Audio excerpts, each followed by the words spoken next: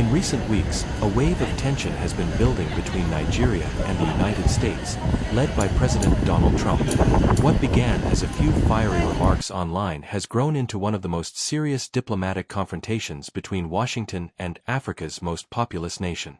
Trump accused the Nigerian government of allowing the killing of Christians, saying that thousands of believers were being slaughtered while the world remained silent. In a statement that shocked many, he announced that he had instructed the Pentagon to prepare for possible military action if the killings continued. His words spread quickly, igniting debates across continents. Some saw him as standing up for persecuted Christians, while others warned that he was fueling a dangerous narrative that could drag America into yet another foreign conflict. Within hours, the Nigerian government fired back. Officials in Abuja called Trump's comments unfortunate and misleading, arguing that the violence in Nigeria is not about religion, but about terrorism, banditry, and intercommunal conflicts that have affected both Muslims and Christians for years. They insisted that the situation was far more complex than the American president seemed to understand, warning that oversimplifying it as a Christian persecution could inflame existing tensions and divide communities even more. To understand what is really happening, one must look at the roots of the crisis. For over a decade, Nigeria has faced relentless attacks from extremist groups like Boko Haram and ISIS West Africa Province. These groups have killed thousands, kidnapped children, and displaced millions, spreading fear across the northern and central regions. Alongside these insurgencies, the country has struggled with violent clashes between farmers and herders, a fight over land, water, and survival made worse by climate change, poverty, and poor governance. These conflicts have taken countless lives, both Christian and Muslim, but to outsiders, the tragedy is often misinterpreted as purely religious. Trump's remarks, however, painted it as a war against Christians. His administration relisted Nigeria as a country of particular concern for religious freedom violations, a designation that could lead to sanctions, aid cuts, or even military involvement. Inside the United States, Trump's statements found strong support from evangelical Christian groups, who for years have urged Washington to take tougher action against countries where Christians face violence. Some reports suggest that these religious lobbies played a role in pushing Trump to act, and that his words were aimed as much at his American base as they were at Nigeria. As the pressure mounted, the Nigerian government tried to maintain calm. President Bola Tinubu addressed the nation, rejecting any notion that foreign armies were needed to solve Nigeria's internal problems. He reminded the world that Nigerians, regardless of faith, suffer equally from the violence, and he called for unity rather than division. Yet, across Nigeria, reactions were mixed. Some Christian organizations welcomed Trump's concern, saying they felt ignored by their own government. But many others, Muslim leaders, youth groups, and civil society activists, condemned the U.S. threats as an insult to Nigeria's sovereignty. On social media, hashtags like #HandsOffNigeria and #WeCanSolveOurOwnProblems trended for days, as protesters marched outside U.S. embassies in Lagos and Abuja demanding respect for their nation's independence. Meanwhile, inside Washington, Trump's tough words threw American officials into confusion. Pentagon insiders told reporters that no formal military orders had been issued, but that contingency plans were being quietly reviewed, just in case. Diplomats warned that any military move could destabilize West Africa and undo years of counterterrorism cooperation between Nigeria and the United States. Analysts noted that this crisis could reshape America's relationship with Africa for years to come, testing how far Washington is willing to go in the name of protecting religious freedom abroad. For Nigeria, this moment carries immense stakes. The country relies heavily on U.S. security aid, training, and intelligence sharing in its fight against terrorism. Yet it also must defend its pride as a sovereign nation and resist being treated as a pawn in foreign political battles. Many Nigerians fear that Trump's threats could worsen tensions on the ground by emboldening extremist groups or turning local conflicts into sectarian wars. As of now, there is no sign of direct U.S. intervention, but diplomatic talks are ongoing behind closed doors. The U.S. Embassy in Abuja has tightened security, while reports suggest that American surveillance drones in West Africa have been redirected toward Nigerian airspace. In response, Nigeria has invited international observers and religious rights monitors to visit conflict areas to prove that the violence is not as one-sided as Trump's administration claims. Still, the world watches anxiously. The confrontation between Trump and Nigeria has exposed the deep gap between global perception and local reality, between political narratives and human suffering on the ground. Some say Trump's statements are driven by faith, others believe they're driven by politics. But for the people living in Nigeria's conflict zones, the struggle remains painfully real, with or without foreign attention.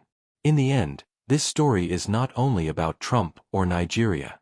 It is about power, faith, and the fragile balance between truth and politics. One Nigerian pastor put it best when he said, "If Trump truly wants to help, let him bring peace, not war."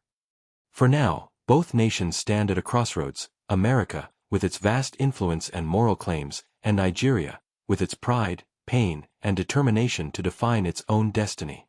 The world can only wait to see which path they will choose. Nigeria stands at a crossroads, a nation caught between internal battles and growing pressure from abroad. In the past few weeks, the world has been watching as tensions flare between President Donald Trump and the Nigerian government. But behind the headlines, there's a deeper story, one that reveals a country struggling with insecurity, an economy in turmoil, and a leadership trying to steady the ship as outside powers threaten to intervene. It all began when Donald Trump accused Nigeria of allowing the mass killing of Christians, calling it one of the greatest tragedies of our time. His remarks sent shockwaves across Africa and around the world. He claimed that Nigeria's government was turning a blind eye to religious persecution and warned that the United States might take action if the violence continued. Soon after, reports surfaced that the Pentagon was reviewing possible military plans, though no official order had been given. For Nigerians, the timing of Trump's words couldn't have come at a more delicate moment. The country is already battling a mix of crises that have left millions struggling to survive. The removal of fuel subsidies has caused prices to skyrocket, making life even harder for ordinary citizens. Transport costs have doubled, food inflation has soared, and many families are forced to make painful choices just to get through each day. President Bola Tinubu's government says these reforms are necessary, that Nigeria needs to reset its economy after years of mismanagement, but for millions, the promise of a better tomorrow still feels far away. At the same time, insecurity continues to tear through parts of the nation. From the northern states to the central farmlands, deadly attacks by armed groups, bandits, and insurgents continue to claim innocent lives. Villages are burned, families are displaced, and fear lingers in many communities. It's these attacks that Trump and many of his supporters have pointed to, claiming they are targeted at Christians. But on the ground, the picture is far more complex. Analysts, religious leaders, and rights groups say both Muslims and Christians are victims. The violence is driven not just by faith, but by poverty, land disputes, and years of weak governance. Still, Trump's statements have reignited old wounds. For Christian communities that feel neglected by the government, his words sound like overdue recognition.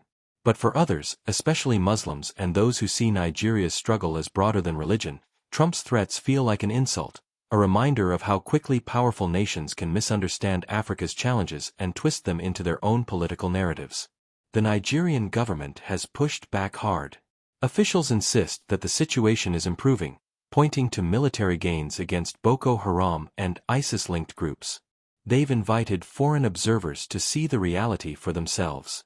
Tinubu's administration has also sought to balance diplomacy, trying not to provoke Washington, while making clear that Nigeria will not accept threats to its sovereignty. Behind the scenes, Nigeria is also working with other partners, including the African Union, the European Union, and even the United Nations, to strengthen security cooperation and prevent further instability. The government says it welcomes help, but not interference. "We will fight terrorism on our soil," one senior official said, "but we will do it as Nigerians, not as subjects of another country." Meanwhile, life continues for ordinary Nigerians. Markets in Lagos and Kano are crowded as ever, farmers return to their fields, and students try to rebuild hope in a nation where hardship feels endless. Yet everywhere, the effects of the crisis are felt: the weak currency, the high cost of fuel, the fear of attacks, and now, the uncertainty of what the United States might do next. Some see Trump's pressure as a distraction, an attempt to look strong on the international stage while pleasing his evangelical supporters back home. Others fear it could escalate into something dangerous, sanctions, aid cuts, or even military intervention that could destabilize West Africa. In recent days, Nigerian social media has been full of anger and defiance. Hashtags like #HandsOffNigeria and #RespectOurSovereignty have trended, as young people demand that their nation be treated with dignity. Yet amid the tension, a quiet question echoes across Nigeria. What if this moment could also become a turning point?